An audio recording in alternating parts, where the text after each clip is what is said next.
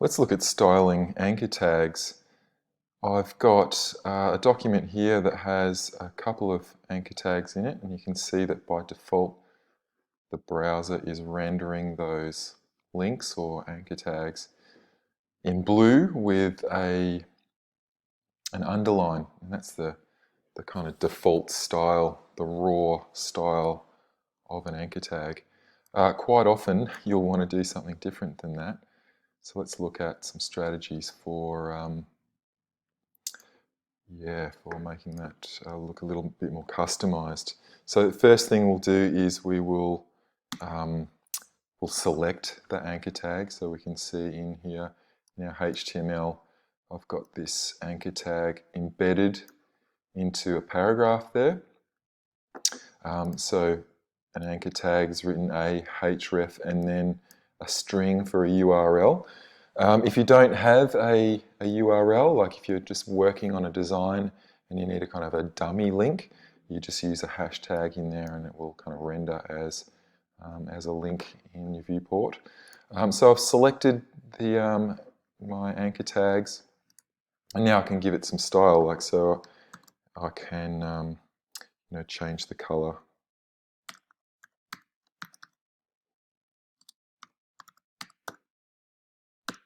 For example, so I've taken out that horrible blue color. Another thing that we might want to do is adjust the underline, and we do that with text decoration.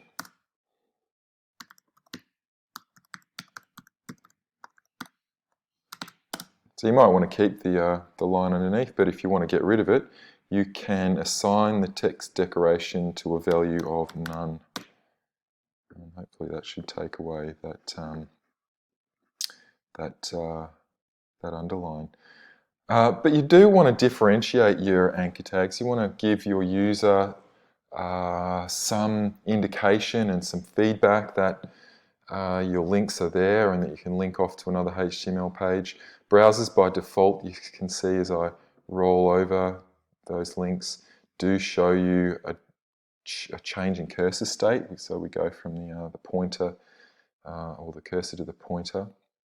So that's one bit of indication for the user. But in your design, you'll think about other ways that you can kind of point users to links or make them stand out from the copy or from other aspects of the design. So I'm going to change my link color from black to a kind of a grey color, and I think if I go with it'll be somewhere kind of mid-grey, I think. Oh no, that's too light grey. How about 666666? That's looking a bit better. All right, so a mid kind of grey there, which is cool. We can see that text. Well, actually, I think the 6s was better. Yep, I can see that standing out, and we can see that when I hover over it, the cursor changes.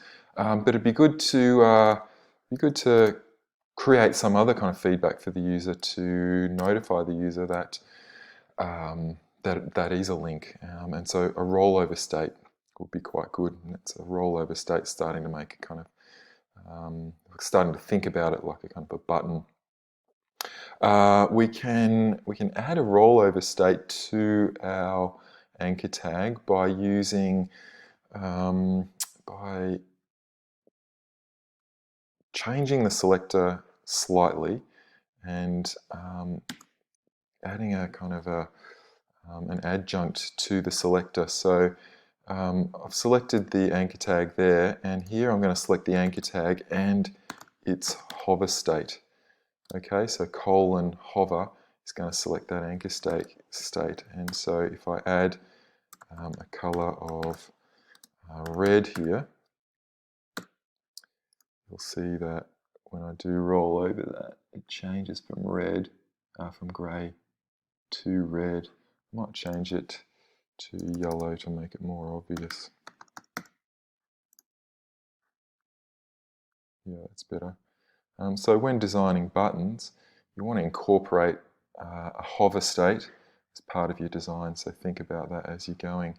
On top of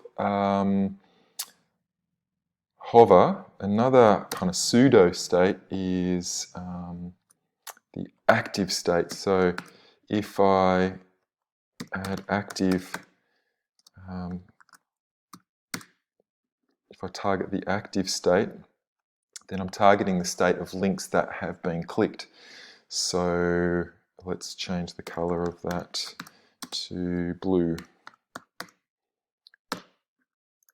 And so once a link has been clicked, once it is being clicked, you'll see that it is changes to blue.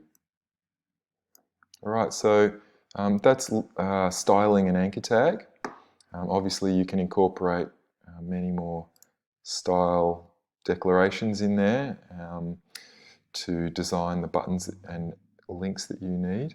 But by incorporating the hover pseudo state and the active pseudo state, we can give some more feedback to our users about that element in our HTML.